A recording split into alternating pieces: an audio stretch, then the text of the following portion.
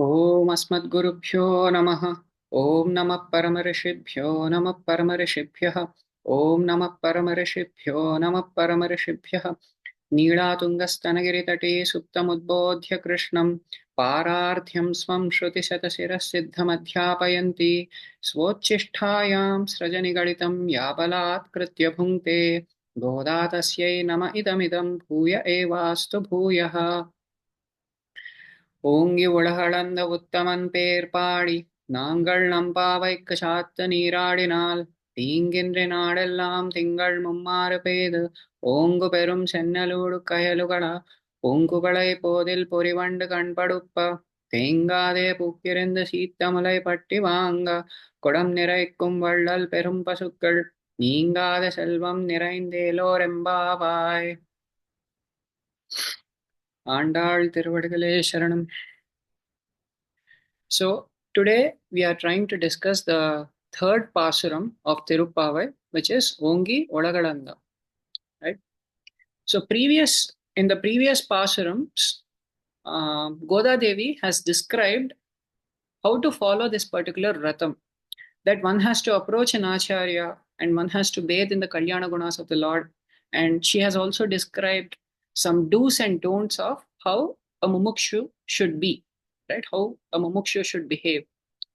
In this particular Pasuram, she is describing the phalam associated with, this particular vratam, right? The vratam of attaining Paramatma. When one takes up the life of a mumukshu, the general conception is that, there will be people. So mumukshu means a person who is aspiring for liberation. But the general conception among people is that whenever one takes up this life of practice of liberation, people think that they give up everything and they will not attain any material success, and all their material endeavors will be futile in nature and so on. But in this particular Pasuram, Goda Devi very firmly she establishes that is not true. That a person who practices this path of moksham will always be faced with success in every endeavor that the person undertakes. That whatever thing the person takes up, he'll just meet with success. Everything will flourish for such a person. Okay? This is why towards the conclusion of Bhagavad Gita, Sanjaya says, Yatra Yogeshwaro Krishno, Yatra Partho Dhanurtharaha, Tatra Srir Vijayo Bhutir Dhruvanitir Matir Mama. He very confidently says that when there is wherever there is Krishna and wherever there is a devotee who would like to follow the path prescribed by Krishna, Tatra, there, Shri, opulence will exist. Vijaya, success will exist. Bhuti, lot of prosperity will exist. Dhruva Nitir, that is the place where all morality exists firmly forever. This is my conclusion, says Sanjaya, who is a very knowledgeable person. So, in this slokam or pasuram, let us see how Andal clarifies to all of us what happens to someone who takes up this path, right? A practice of moksha, right? So, how exactly this vratam is being performed, Andal is saying, right? Ongi Ulagalandha uttaman per paadi nangal nampavaikku saatta neeradinal. So what she is saying is, how exactly they are trying to perform their vratam. The first thing they are saying is they are going to take bath. How are they taking bath? She is clarifying here. So we already learnt about this previously, that the bath is in the bath of the Kalyana Gunas of the Lord, in the names of the Lord, in the pastimes of the Lord. That is the bath that one should take. Here also she is clarifying that although physically one may take bath, that bath has to be sanctified by names of God. Okay. So that is what she is clarifying here, right? Ongi means grown tall. Ulaga means this world. Alanda means measured. Uttaman means the highest person. Per Padi means singing the name. Per means name, Padi means singing, right? So singing the name of the highest person who has measured this world by growing tall. Okay? So what is the specific reference to? The specific reference to is to Vamana Avatara, right? It is in the Vamana Avatara of the Lord where he has grown tall from being a small child. He has grown to the size of the universe, right? In one avataram called Vamana avataram, where he lifted his leg and then he measured the entire world with his leg, all three worlds with his leg, right? So what she is saying is, we want to sing the name of such a person. Ongi Ulagalandha Uttaman Perpadi.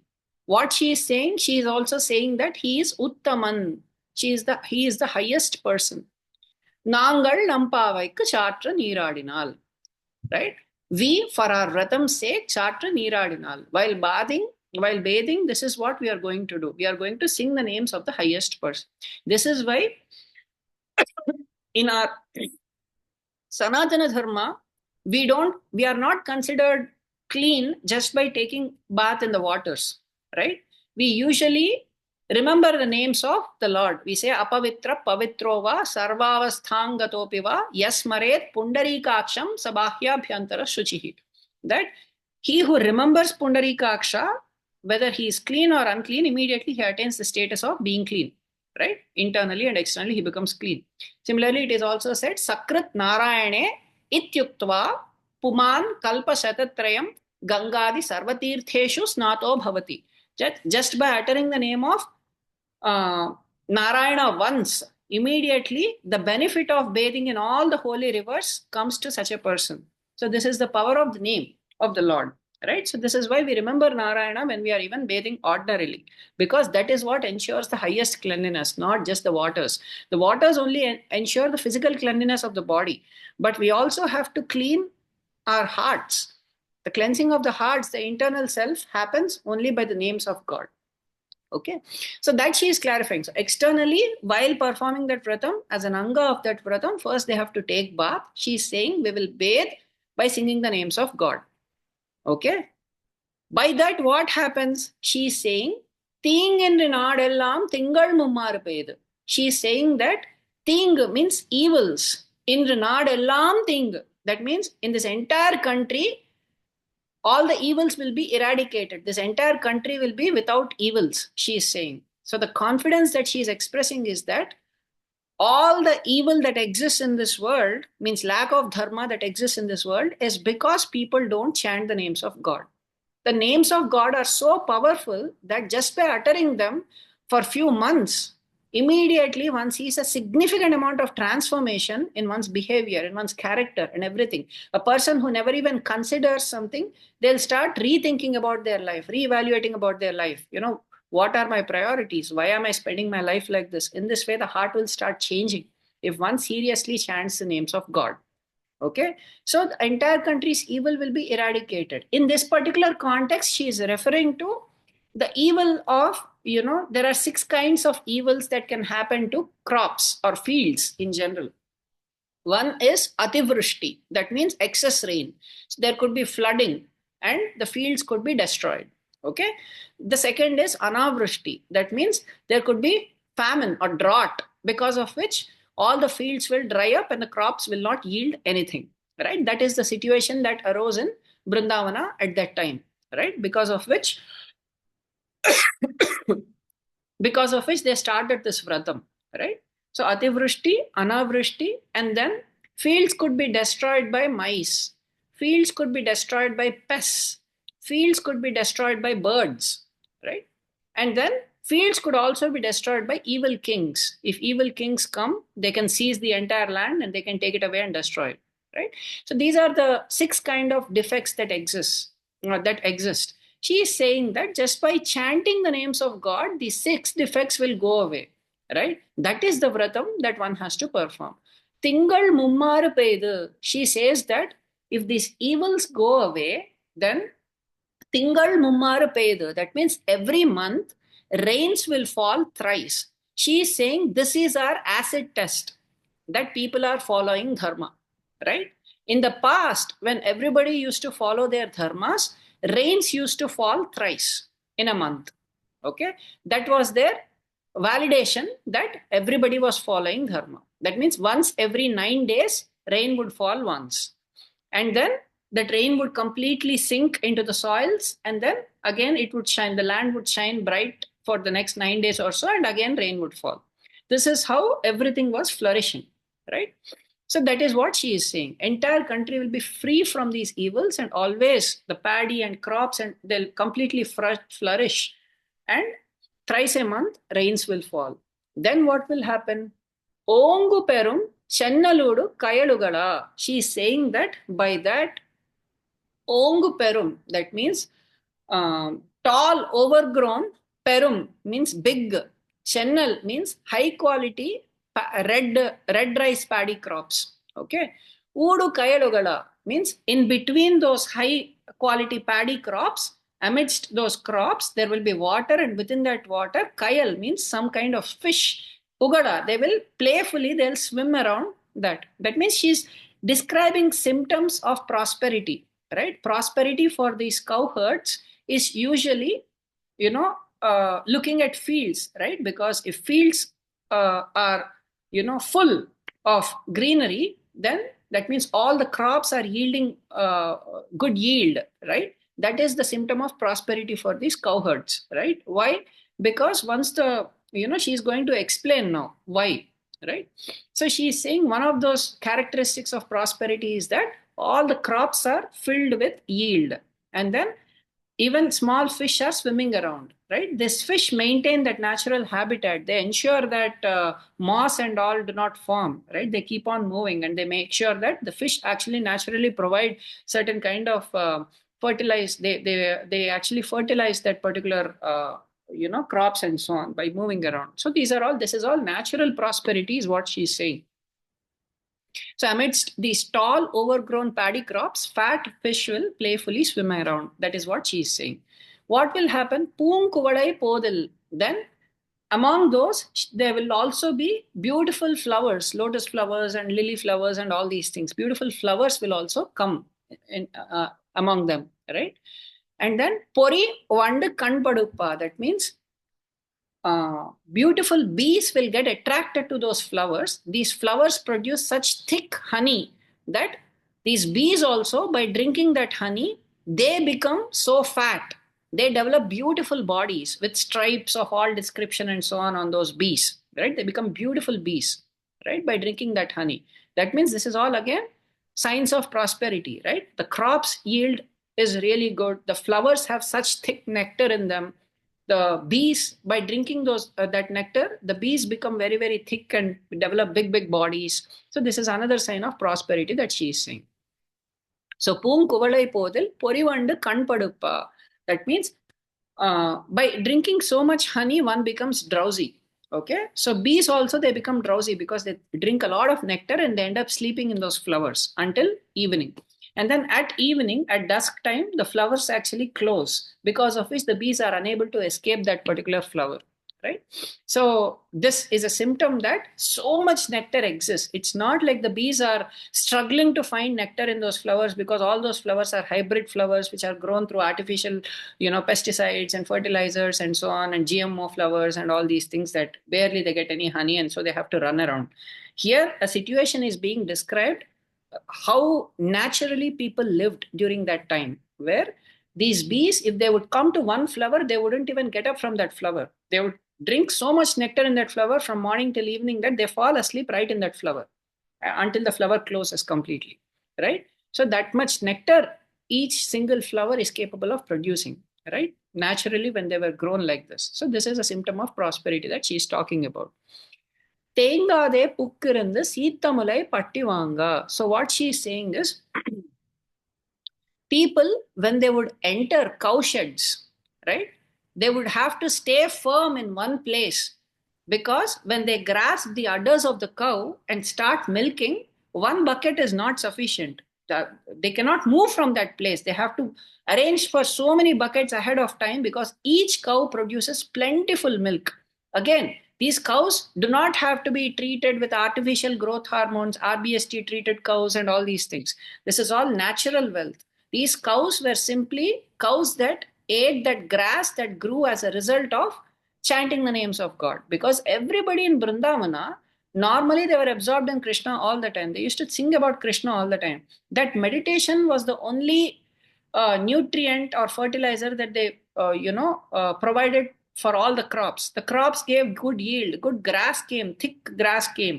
The cows ate those grass. The cows produced such thick milk. From that thick milk, they made very thick curd. From that thick curd, they made very good quality buttermilk. From that buttermilk, they made good quality ghee. This, curd, milk, buttermilk, and ghee, and all the milk products and sweets that they would make, they would go to Mathura and they would sell there. By that, they would get a lot of wealth, and thus they would prosper. So everything was dependent upon the crops and the yield, and that was dependent upon chanting the names of God. That is the only solution that Andal is saying for entire prosperity of all description. Okay, Kudam niraikum vallal perum pasukkal. So these cows would be so huge in size, and they would be vallal. That means they would be so generous and magnanimous that they would yield plenty of milk. Kudam niraikum, the pots would fill up very quickly, right? Perum pasukal, these are big cows like our Ongol cows and so on. If you have ever seen, they are the size of a baby elephant or something. These cows are so big. So that is how the cows used to be. Neengadu selvam. So this is all undecaying wealth, unremitting wealth, right? Nirainda, the entire land is full of such undecaying wealth. Elor Empavai, please consider this vratam of ours.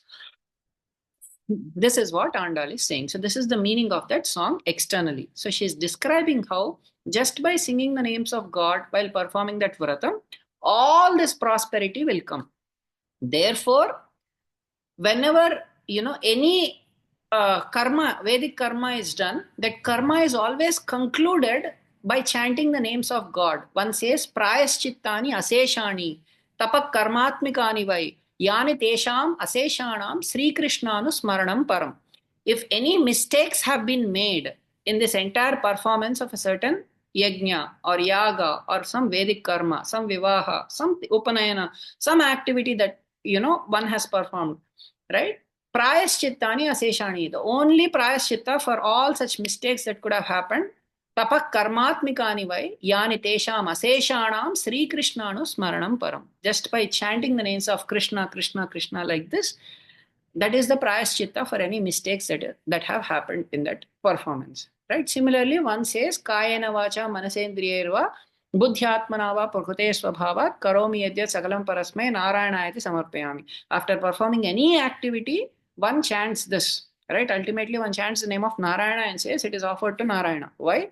Because that is what will cause that completeness. Okay? By chanting the names of God. So this is the external aspect of it. Now let us understand the deeper meaning of this Pasuram. Right? Ongi Ulagalandha Uttaman Per Padi. What is being told here? One has to sing the name of Uttaman. Who is this Uttaman? Krishna says that he is that Uttaman. In Bhagavad Gita, he declares that he is that supreme person. He says, Dvavimau purushau loke ksharascha akshara evacha. Ksharas sarvani bhutani kutastho akshara uchyate. He says in the 15th chapter of Bhagavad Gita. Okay. Shloka 16. Okay. Shloka 16, he says this. Dvavimau purushau loke. That there are two kinds of people in this world. They are called Kshara, Akshara. Okay. So he's saying two kinds of people, Kshara and Akshara. Kshara sarvani bhutani. Who are these Kshara? Kshara is everybody, all the way from a tiny blade of grass to Brahma. All these are Kshara. That means Jivas who are in contact with Prakriti, Baddha Jivas. Jivas who are not yet liberated, they are all Kshara. Kshara sarvani bhutani. Kutastho akshara uchyate. Those who are liberated and they are in their constitutional position, the Nityas and Muktas, they are Akshara. So here in Bhagavad Gita, Krishna is clarifying that there are two kinds of jivas. Okay, Baddha jivas and Mukta jivas. Mukta jivas means they could be Nitya Muktas or liberated ones being here. Okay. Uttama Purushastu Anyaha, he says in the next slokam. He says that separate from these two, there is another person called Uttama Purushaha. He is called Paramatma. Paramatma iti udahrata. He is declared as Paramatma. Yo lokatrayam avishya bibharti avyaya ishvaraha. He is the supreme lord of all. He is the one who enters lokatrayam avishya. Lokatrayam means he enters Prakriti, he enters the Baddha Jivas, he enters the Mukta Jivas, and he is the one who sustains all of them. his entering all of them and maintaining all of them is causing all of them to exist and function based on whatever they are supposed to do. Okay. So yo lokatrayam avishya vibharti avyaya ishvaraha yasmat ksharam atito aham aksharat apicha uttamaha atosmi loke vedecha pratitaha purushottamaha. Here he is saying that asmi loke vedecha pratitaha purushottama. I am declared in the Shruti and in the Smriti as Purushottama. Why? Because I am superior to both these Kshara living entities and Akshara living entities. That's what he is saying here. Where in the Veda it is told that he is called Purushottama. In the Chandogya Upanishad, if we see, we are clearly told Param Jyoti Rupasampadya Svena Rupena Abhinishpadyate Saha Uttama Purushaha. That Jiva, upon attaining moksham, what entity the Jiva attains, that entity is called Uttama Purushaha. That is what the Chandogya Upanishad says, that Uttama Purushaha is the entity that the Jiva attains at moksham. Okay, this is what Chandogya Upanishad is saying. Similarly, in the Smriti, Vishnu Puranam also says, Amshavataram Purushottamasya hi Anadi Madhyantam Ajasya Vishnoho. That the Uttama Purusha is none other than Vishnu, says Vishnu Purana also.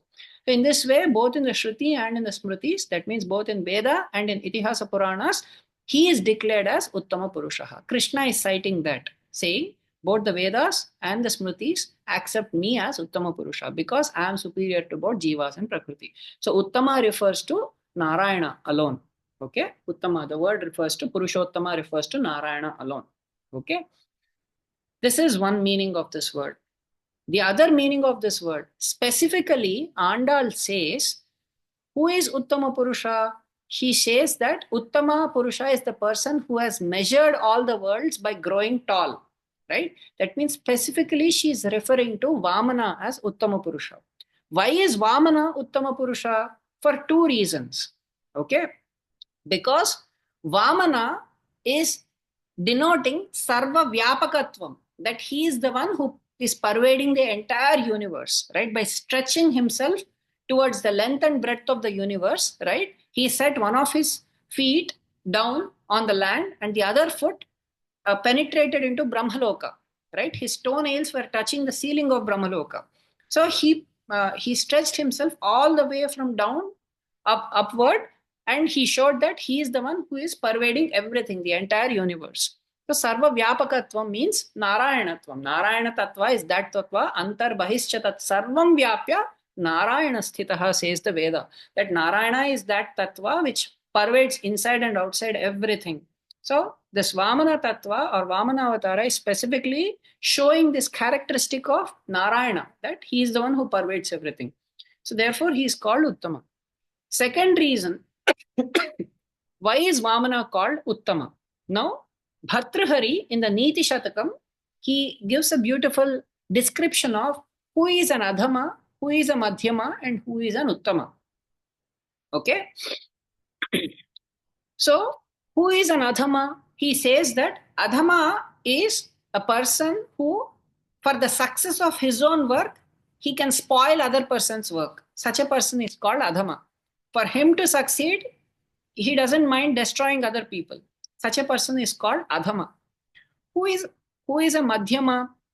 A Madhyama is a person who tries to make sure that others also succeed, but he also has to succeed. That means only if there is a profit in him, for him, he does that. Okay, if there is no benefit for him by doing that activity, he will not do. Only if others are succeeding as a result of that activity, he will not encourage that activity. That is a Madhyama. On the other hand, Uttama is that person who, even though he sees that his own reputation will be at stake, even though he may fail, if others succeed, then he is happy. That is an Uttama. This particular characteristic was displayed in Vamana Avatara. Why? As a result of taking Vamana Avatara, he gained the reputation of a beggar in all the three worlds. Because what did he do as Vamana? He just went and begged, right? Bali. That's what he did. The entire world, all the rishis, all the devatas, everybody saw him as a beggar, right? That means he is the supreme person, right? He is the person who has Lakshmi as his wife. That means all fortune is with him. Such a person took the form of a beggar. So from such a position, he came down to such a low position. Why did he accept such a low position? That puts his reputation at stake, because Indra approached him saying, I've lost my kingdom, please help. For the sake of Indra, he accepted that position. Finally, he took that kingdom and gave it back to Indra. Because he took that kingdom, Bali also, he had to deal with Bali also. So therefore he said, I am going to make you the Indra in a future Manvantara. And then he himself became the watchman of Bali. So what happened by trying to do good to Indra and Bali? He himself attained the reputation of being a beggar, and he himself became a watchman of Bali. Okay, that was the final result of, trying to help others. But despite that, he didn't resist, right, while helping others. So Vamana is particularly known for being Uttama for this reason, because even if it harms him, even if it hurts him, he does good to others. Such a person is called Uttama. In fact, that is the nature of Paramatma in all other avatars also, if we examine closely, right? He took such low forms of being an animal, like a detestable. Will any one of us love pigs? Will we go and hug a pig? We will never do that, right? Because pigs are of such low repute that they are always in dirty places. But he took the form of a boar, right? He took the form of a, mere fish, right? He took the form of an animal like tortoise, right? He took very low forms, right? Even as Krishna, he took such low positions of being a charioteer, right? As Rama, he took the position of a mere ascetic in the forest of Dandaka. Why did he do all these things? There is no benefit for him.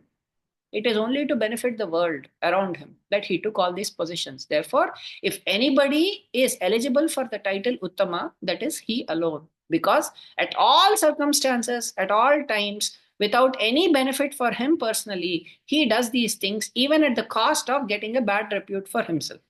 Right? So therefore, he is Uttama. So now, what Andal is saying is Ongi Ulagalandha. That means there is a specific characteristic for this Uttama, that he has measured the world. For measuring the world, he actually grew along the length and breadth of the world. Now, this growth, taking birth, qualities such as taking birth, growing, remaining for some time, attaining old age, attaining death, these are all present for jivas which are in contact with Prakriti. For Paramatma, there is no such change of state for Paramatma.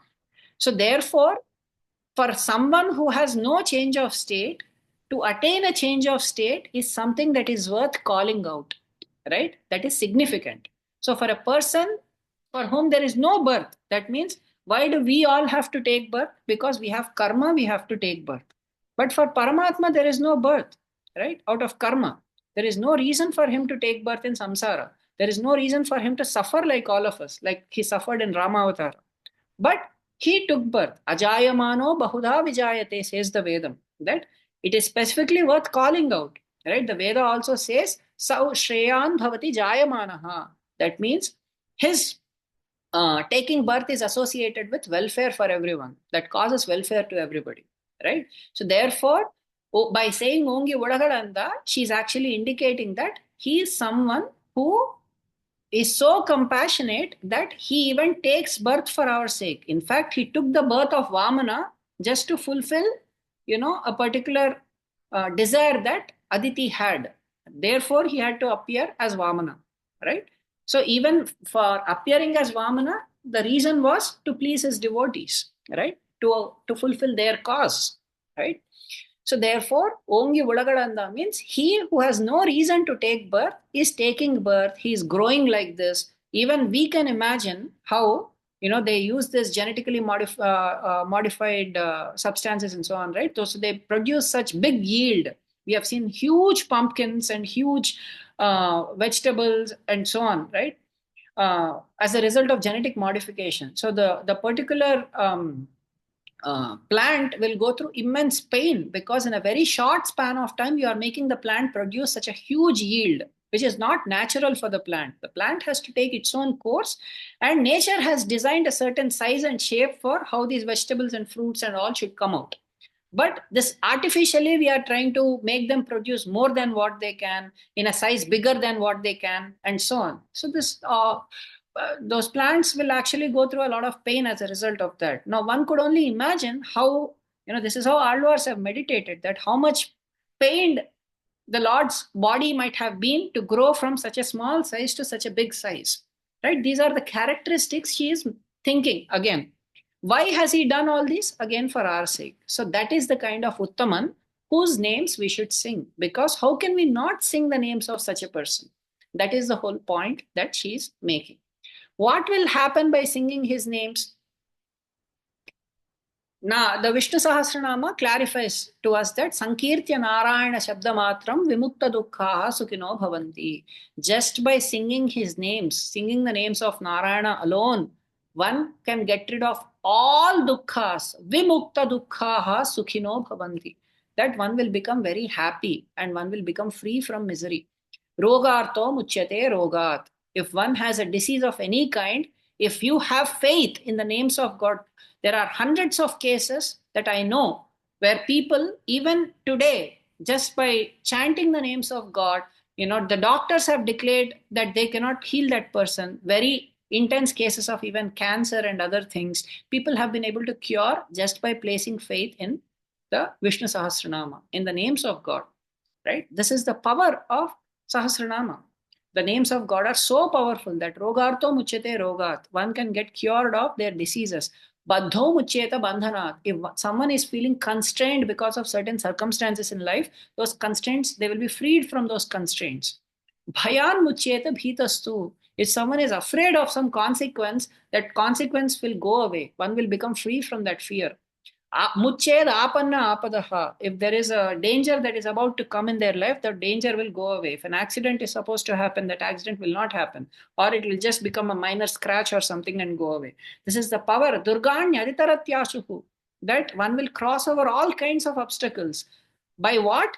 By here, even in Vishnu Sahasranama, very clearly it is said, Purushaha Purushottamam Stuvan Nama Sahasrena Nityam Bhakti Samanvitaha. That by chanting the names of Purushottama, Uttama Purushaha, one will, always filled with devotion, these benefits can come. In fact, the name of the Lord is more powerful than the Lord himself. Why? If we think about it, it is the name of the Lord that saved Draupadi. Right? Even before the Lord came, it is the name that saved Draupadi. Right? It is the name of the Lord that built the bridge across Lanka. Right? What did the Vanaras do? They wrote the name of Rama on every stone and they threw it, and the bridge sustained. Rama himself couldn't cross that bridge, but his names could help everybody cross that bridge. So the name of the Lord is even more powerful than the Lord himself. Many of us know Haryastakam, right? Haryastakam tells us so many benefits associated with chanting the names of God, right? Sa Ganga, Sa Gaya Setu, Sa Kasi Pushkaram, right? Varanasyam, Kurukshetre, Naimisaranya Evacha, all these places, Pruthivyamyani, Tirthani, Punyanyaayatanani, Shatani, Sarvanya Seshani, Hariritya Aksharadvayam. By chanting the names of Hari, one gets the benefit of visiting all these holy places, by taking bath in all these holy tirthas, by performing punya karmas, the benefit of performing punya karmas in all these holy tirthas, one gets simply by chanting the names of Hari. That is how powerful the names of Hari are. Right? This is not an exaggeration. This is the fact. The fact is that names of Hari are so powerful that one doesn't have to do all these things. Just by chanting them, the benefit that one gets by going to holy places, one gets right by being in one's own home. Gavam Koti Sahasrani, Hemakanya Sahasrakam. One may think, will I get the benefit of charities? Here it is being told that the benefit of giving 1 crore cows in charity, the benefit of doing Kanyadanam, right? All these benefits one gets by chanting the names of God. Similarly, Rugvedho Yajurvedaha Samavedo Pyatharvanaha Adhitastena Yenoktam Harirityaksharadvayam. The benefit of reciting all the Vedas comes to a person who chants the names of God. Right? Ashwamedhair Mahayagnair Naramedhais Tathevacha. Even the performance of all sacrifices such as Ashwamedha, Shankaracharya in his Brihadaranyaka Upanishad Bhashya, he says that Ashwamedha Yajna is the topmost yajna, but even that yajna is not capable of giving moksha. Right? The topmost of all yajnas is Ashwamedha yajna. That is the king of all yajnas, right? But activities by themselves cannot award moksha. But here, what we are being told is, even in this age, it is not even possible to perform Ashwamedha yajnas. Okay, but the benefit of performance comes by just chanting the names of Lord Hari. So one can only imagine how powerful the names of the Lord are, right? Thingendu naadellám tingal mummaru peydu. Now, she is also clarifying how naadellám in this entire country, right? Thingendu naadellám tingal mummaru peydu. That three kinds of defects exist in general, right? Because of which rains will not fall, right? Dharma Shastras say that if a Brahmana does not perform his duty, if a ruler does not perform his duty, if a woman does not perform her duty, then rains will not fall. The entire dharma rests on these three people. These are the three pillars on which dharma exists. Who are they? A brahmana, a ruler, that means a kshatriya or a ruler, and then a woman. Why? Because in a Vedic society, in a Vedic framework, brahmanas are the equivalent of board of directors of a company. They are the ones who set all policies, regulations, bylaws, constitution, and everything. They make sure that they are the ones who have complete knowledge of Shastras, and based on the Shastra, they are capable of giving guidance to the society. So that dharma they always have to do. If they don't do that dharma, then the entire society will not know what is the right thing to do. As a result of which, entire society will be put to ruin if a Brahmana does not do his dharma of teaching the Shastra. So therefore, rains will not fall. Okay, Brahmana has kept his duty. Now, even though a Brahmana may give the constitution and the set of laws and guidelines based on which a society has to be ruled based on the Shastra, if there is no proper implementer of those laws, if there are no Kshatriyas, there are no proper rulers who are implementing those laws based on the guidance of Brahmanas, then the society will again be put to ruin, right? Because no one is following dharma. Therefore, if a Kshatriya does not do his dharma, then also rains will not fall. Then it is told, if a Stree does not do her dharma, then the rains will not fall. Why? Because a woman is the first teacher for a child, right? Everything the child learns by observing the mother first. Because at least in a Vedic context, the father used to go to work. The mother was the person under whose guidance the child would grow up, right? So the first lessons of dharma for a child will be from the mother. The child observes every behavior of the mother. If the mother or the woman of the house does not do her dharmas properly, if she doesn't know what dharmas are, then the child will not know anything. She is responsible for destroying the entire family and next generation because she is not teaching the dharmas to the child, right? Therefore, the Shastras have said that these three people should follow their dharmas. If they follow the dharmas, 3 rains will fall per month, right? That is the proof that everybody is following dharmas. Then,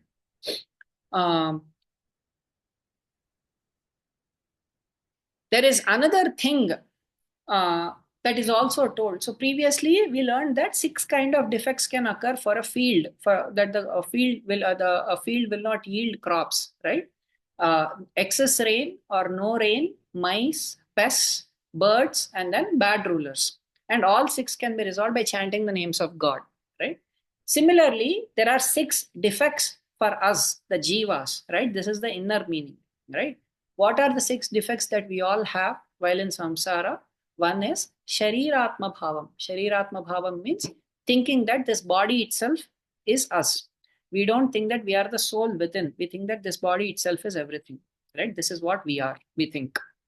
The next is swatantriya bhavam. That means thinking that we are very independent, that there is nobody controlling us, that I'm not dependent on anybody. Everything I'm able to do on my own accord, right? This is swatantriya bhavam. Next, anyaseshatva bhavam, thinking that we belong to somebody else. This is anyaseshatva bhavam. Thinking that we are our own protectors, thinking that we can protect ourselves. This is another 4th kind of defect. 5th defect is thinking that this body's relatives and friends are our true relatives. We don't recognize who is our true relative, right? Our true relative under all circumstances is Narayana alone, right? Because it is he who protects us by being in all the people that are around us in the form of friends and family and relatives and so on. But we fail to see that it is that Narayana who is protecting us. He is the true relative.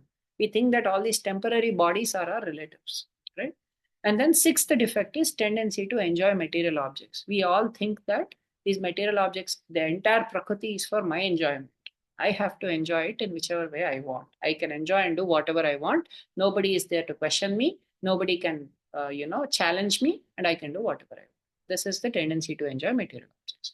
All these six defects go away by chanting the Narayana Ashtakshari mantra, because that mantra and its artha is capable of addressing all six defects. So again, it is being shown that the names of God are capable of addressing all the deficiencies that the soul has, so that the soul can yield bhakti. Right? This is a kshetram. Kshetram or field means this body is the field. Within that, the soul is the seed that the Lord has sown. The soul has to develop bhakti as a crop, right? Beautiful bhakti has to emerge from this body. But when these defects are present, then bhakti will not emerge. Then for that to happen, we have to provide Narayana mantra as the poshaka, right? That is the medicine that is capable of removing all defects of the body. Ongu perum Chennaludu Kayalugala. So here, what we are being told is that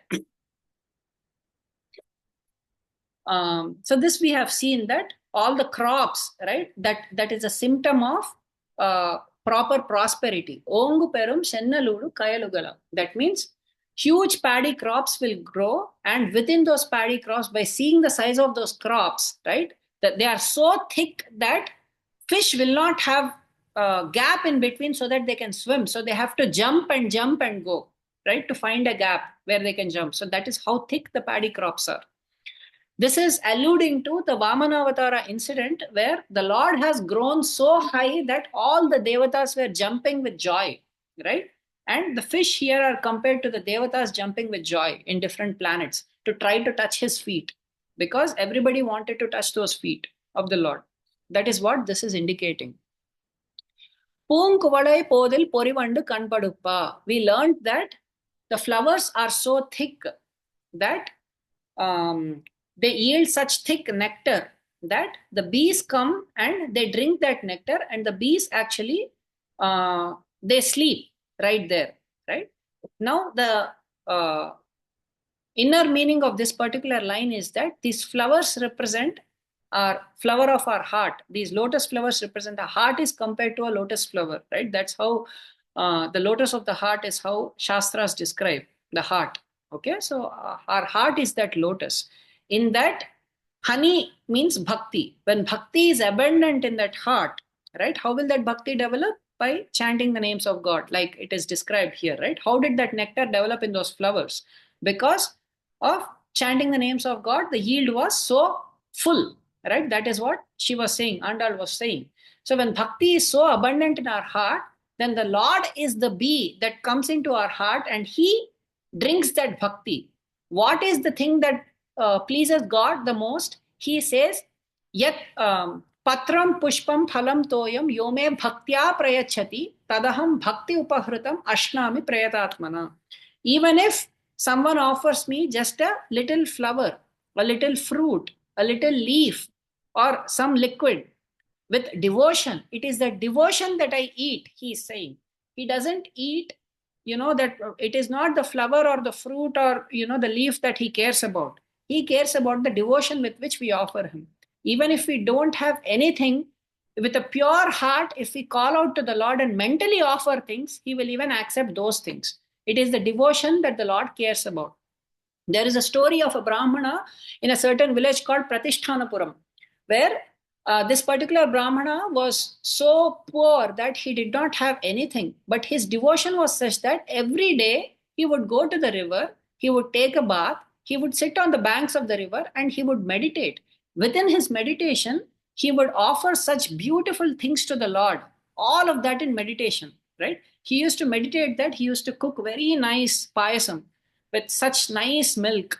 And he used to also meditate that it was of the right temperature. It cannot be too hot that the Lord's, tongue might burn, right? It cannot be too cold that, such cold food cannot be offered to the Lord. So all of that he used to do in his meditation, right? And in that meditation itself, one day he was cooking that payasam and he put his finger to see how how much the payasam is cooked, and his finger burnt, and immediately he woke up from his meditation. In that meditation itself, Narayana immediately laughed in Vaikuntha, and he called some of his people there, and he asked to bring this Brahmana, right, to Vaikuntham, because his devotion was so powerful that he didn't have to have anything material, but his devotion was such that within his meditation itself he used to imagine all these things to such an extent that it pleased Narayana, and he made him come to Vaikuntha immediately. So this is the power of bhakti, right? Similarly, Vidura also, he had so much bhakti that when Krishna came, he did not even realize whether he was offering, banana peels to him or banana to him. So apparently he was throwing away the banana and he was offering banana peels, and Krishna ate those banana peels. Suddenly he realized, what is it that I'm doing? Someone said that, what are you doing to the Supreme Lord? You're offering just peels to him. Immediately he came to his senses and he was like, oh, what I did. And Paramatma said, okay, enough. I'm full now. Right? He didn't accept, because what Paramatma liked in him was the absorption that he had in Paramatma, because of which he didn't even realize what he was offering. Right? So bhakti is what he cares about. When such a bhakti is present as nectar in our hearts, right, in the lotus of our hearts, then Paramatma is that bee who comes and sleeps in our heart. There is a famous shlokam in the Puranas where Narayana says, Naham vasami vaikunthe yoginam hridayeshu va yatra gayanti madbhakta tatra tisthami Narada. That he is saying that, oh Narada, Naham vasami vaikunthe. People think that I reside in Vaikuntha. No, I don't reside there. Yoginam hridayeshu va. Many people think that there are great yogis who do a lot of tapasya and meditate for so long. People think that I'm in their hearts. I'm not even in their hearts. Yatra gayanti madbhaktaha. Where there are devotees of me who are singing with all joy about me, in their hearts I reside. In their hearts, actually, he sleeps, just like the bee sleeps in the flower. He sleeps very nicely because he feels so secure in the heart of a devotee that he can sleep nicely. In the hearts of others, as Paramatma, he has to stand always alert because he don't know what that person will do next. Right? But in a devotee's heart, he can fully sleep because he feels so secure in a devotee's heart. So that is what this is indicating. Tengade pukkirindu seethamalai patti vanga. Entering the cowshed and holding the udders of the cow, one is extracting milk. What is the cowshed? The cowshed that one is referring to here is the shelter of an acharya. One has to approach an acharya. One has to be very careful in approaching an acharya based on how Shastras have described. Shastras have described that Samitpanihi Shotriyam Brahmanishtam. One has to Tadvidhi Pranipatena Pariprashnena Sevaya. In this way, in this mood, one has to approach an acharya. What is that mood? In a with a service mind, one has to approach an acharya. One should feel very unqualified in approaching an acharya. One should carry something to an acharya. One should if nothing, at least one should carry an empty heart so that one can get some knowledge from that acharya. So this is the mood with which one has to approach an acharya. And pariprashnena, one should question an acharya. One should not challenge an acharya. What do you know? How do you know God is there? This is not the mood in which one should approach an acharya. I am very unqualified. I don't even know what the Shastras say. It seems like you know a lot from the Shastra. Could you please teach me what is the right thing? Right? In this way, one has to approach an acharya. Only then knowledge will work. Otherwise, knowledge will not work. In a service attitude, one has to approach an acharya. Upadekshanti te jnanam. Then they will give knowledge. That giving of knowledge. So those acharyas in that, is what this Perum Pashukal. Here it is said that there are huge cows. Those huge cows are nothing but the acharyas. So, because they are huge cows, because an acharya is almost equivalent to God. An acharya has to be respected as good as Krishna himself. Krishna says this, Acharyam mam vijaniyam na avamanyeta karhichit na martya buddhya asuyeta sarvadeva mayo guruhu. He says in Bhagavatam that acharya has to be respected as good as me. Right? Even in Bhagavad Gita, he says that one has to worship an acharya. In the 13th chapter, he says that is a symptom of a person in knowledge, worshipping acharyas with all of one's heart. An acharya has to be respected. An acharya is the walking form of God himself, right? Now, God has come to us in the form of an acharya to deliver us. That is how we should look at an acharya. Okay. So, um, from such acharyas, all we have to do is, so the milking of the udders means we have to serve their lotus feet all the time, right? We have to constantly serve such acharyas.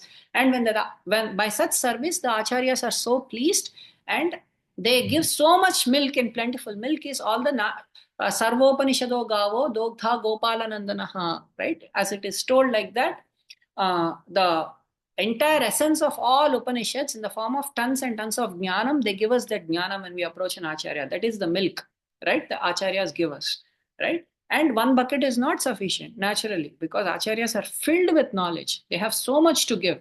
Guravo snigdhasya sishyasya guravo guhyam apyuta. That means all the confidential secrets from Shastra and Acharya is ever willing to give to a disciple. But such disciples are the people that are lacking in this world in general, right?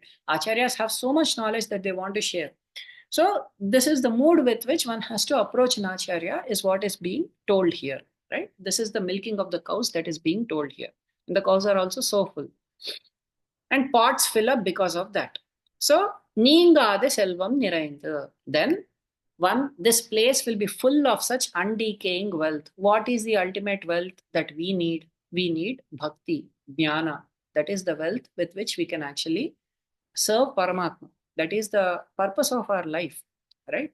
But materially also, as is described clearly in this Pasuram, everything will flourish in our life, right?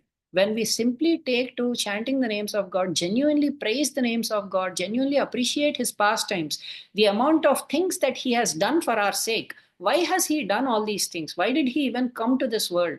So that we can get attracted to him. Because if he remains there, we don't even know what he is. We don't even know what he's capable of doing. We don't even know. Then we'll appreciate all material heroes and material heroines and material sportsmen. And this is the kind of people that we appreciate, thinking that this is the limit of, uh, you know, um, this is the limit of performance of any kind.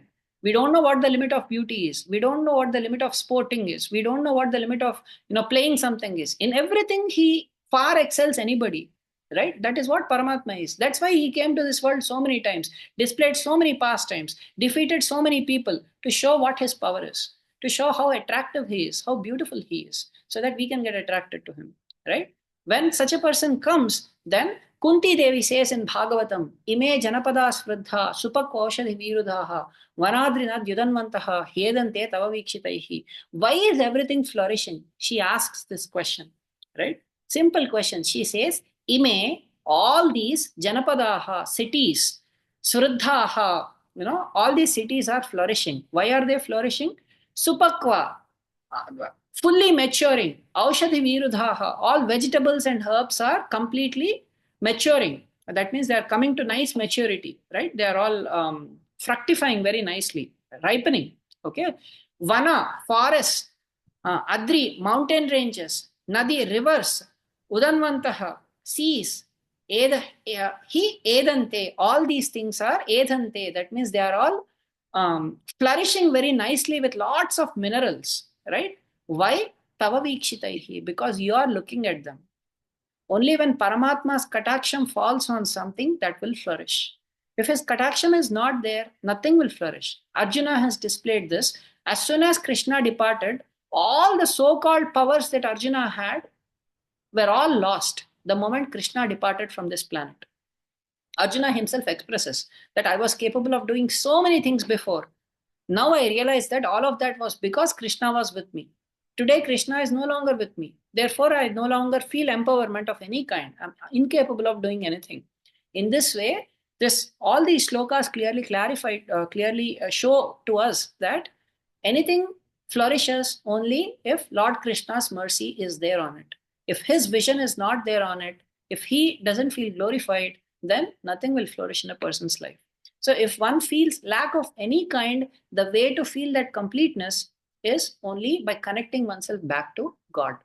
That is the secret for success. That is the secret sauce by which one can succeed in this world and in the life after this. Okay, with this, we will conclude today's Pasuram. Andal திருவடிகளே சரணம், எம்பெருமானார் திருவடிகளே சரணம், பெரியஜியர் திருவடிகளே சரணம். Jai Sriman Narayana. Yes. Anybody has anything to share? Wonderful session, Swami. One question I had was, you said in the start beginning that like when we say Pundarikaksha, it basically nullifies any impurities, right? Right. Um, Not directly related to the Pasuram. I was just curious why Pundarikaksha? Like, what does it signify? If you have like any insights, that will be helpful, Swami. So Pundarikaksha specifically why? Because Pundarikaksha signifies his lotus eyes, right? Pundarikam means lotus, Aksha means eye. So the lotus eyes signify his compassion on us. His eyes are red with compassion. They are filled with tears of joy upon seeing the jivas. They're also filled with sorrow upon seeing the jivas. So the nature of his eyes are such that any time if his kataksham falls, then immediately that is capable of purifying everything. One example for this is when all the gopas were swallowed by Aghasura, and they almost lost their lives because they consumed poison, right? Krishna brought them out, and after bringing all of them out, he just looked at them, he just glanced at them. Immediately, by his glance, they all came back to life. So, that is the power that his glance has. So, Pundarikaksha, when we say his eyes are capable of purifying us, right? Even Shabari, she says in Ramayana that um, Putosmi Raghunandana, Chakshusha Tava Saumyena Putosmi Raghunandana. She says that just by your glance on us, we are all getting purified. So that is the power because the Lord's eyes are filled with compassion for the jivas. Anytime he wants to clean us and take us back. So that is the power that his eyes have. They are capable of Putosmi means purifying us. That ability his eyes have. Therefore, Pundarikaksha. Oh, thank you. Amazing, Swami. I also loved how clearly you mentioned about Vamana, like why he is Uttama Purushottama. Like it was very interesting. Like even though I knew Vamana's story, I didn't really know in that detail. So thank you so much for that, Swami. Dasoham.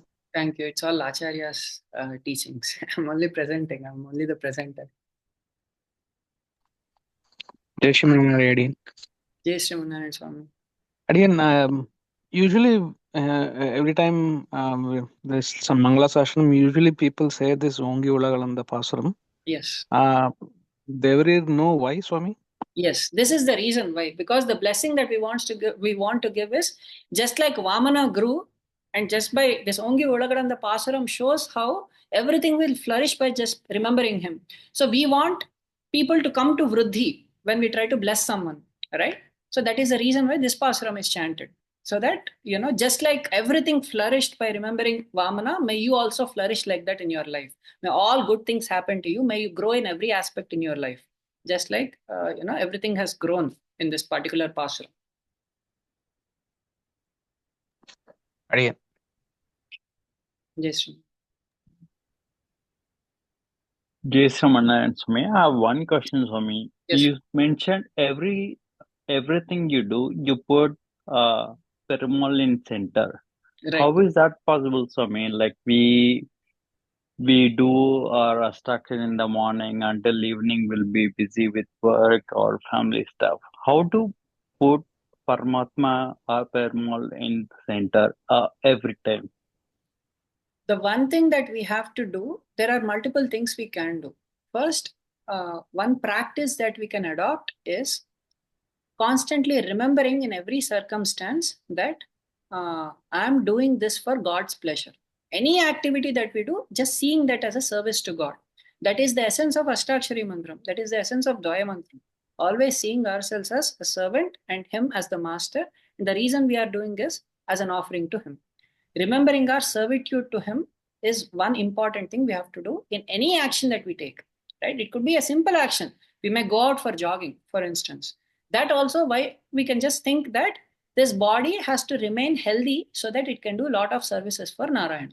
So, for making sure that this body is in a fit condition, I'm going to take up the service of exercise. So that way, even exercise becomes a service of Narayan. Right? That is one thing. Second thing is understanding how Narayana's presence is in everything that we do. or see or whatever we are able to do.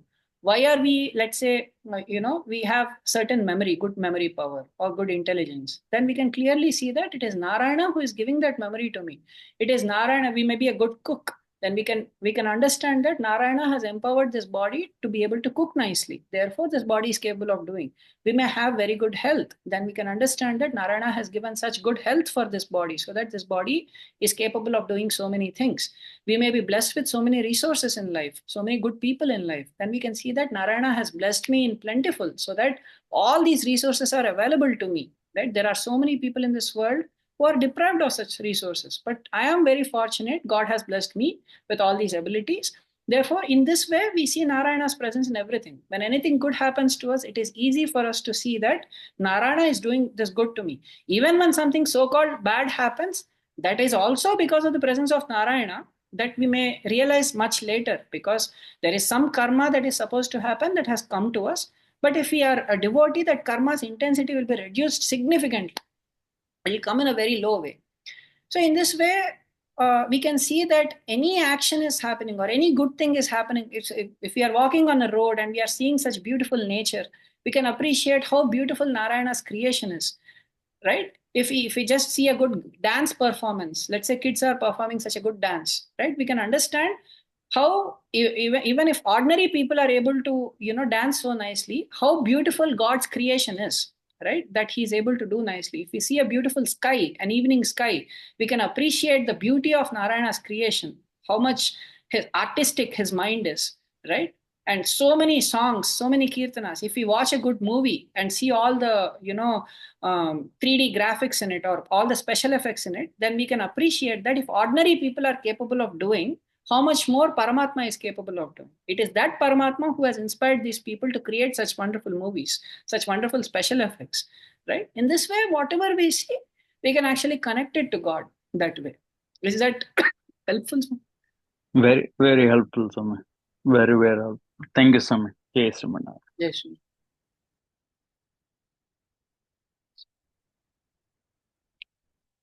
Anything else anybody has? Nice explanation, Jai Sriman Narayana. I loved the Purushottama Yoga slokas floating from you of Sri Krishna's as I'm just trying to learn them. Right. Thank you so Thank much, you. Nirmala. Thank you. Vishnu Narayana Swami. Jai Shri. Vishnu Narayana, I have one question. I'm confused how to ask this question. So you said the lotus flowers are dense with nectar that the bees get get intoxicated, and they so happy they don't even have to search for other flowers. They can drink the nectar and sleep. So how do we so that is by chanting the nama that the lotus flowers are dense with nectars. Is that what you said, Swami? Right. So how did the lotus flower get the opportunity to chant Nama, Swami? Like, I understand that the people who are sowing the seeds of paddy fields, they chant and they can um, they did that. So the paddy fields have huge golden colored paddy, the rice and all those things, and very fertile. So how does the lotus get benefited through Nama? So everything in Vrindavana was filled with the experience of remembering Krishna. So all the people were constantly discussing with each other about Krishna and all Krishna's memories and experiences and chanting his names and happiness and so on. So just by these vibrations, when they fall on even all other living entities, right? They could be plants, they could be animals, they could be even for that matter, all the cows and calves and so on, everything. They were also constantly nourished by the playing of Krishna's flute and the touch of Krishna and all these vibrations which were constantly discussions about Krishna, right? It is told in Bhagavata Purana and other Puranas that the Gopikas, they were chanting. So while doing their day-to-day activities, they were constantly narrating about Krishna's pastimes, that all the amangalas that were present in the atmosphere around them, they were all getting destroyed. So the power of that vibration in that entire area was such that everything was flourishing to the fullest extent possible that nature could afford. So this is the reason why even flowers could produce, so they could grow to the fullest extent and produce the thickest nectar possible in them. Adiyan Swami Jai Shrimanarayana. Yes. Thank you, Swami. Thank you, Jai Shrimanarayana. Jai Srimanarayana. I know only the external meaning so far, Swami. From today's session, I learned that the inner meaning of this Pasuram, and it was so, like Ongi Ulagalandha, that's my knowledge also increased like this, I came to know the inner meaning. It's so wonderful, Swami. Thank you. Thank you, Mummy. It's all Acharya's grace. Their Vyakhyanas, that's all. I'm just a presenter. Thank you, Swami. Thank you. Thanks for presenting it to us in a manner we can understand, Swami. Thank you so much. Thank you. It's all Acharya. Thank you. Adiyan. Thank you, Adiyan. Dasaham Adiyan. Jai Shrimanarayana. Thank you. Thank you, Harini ji. Jai Shrimanarayana.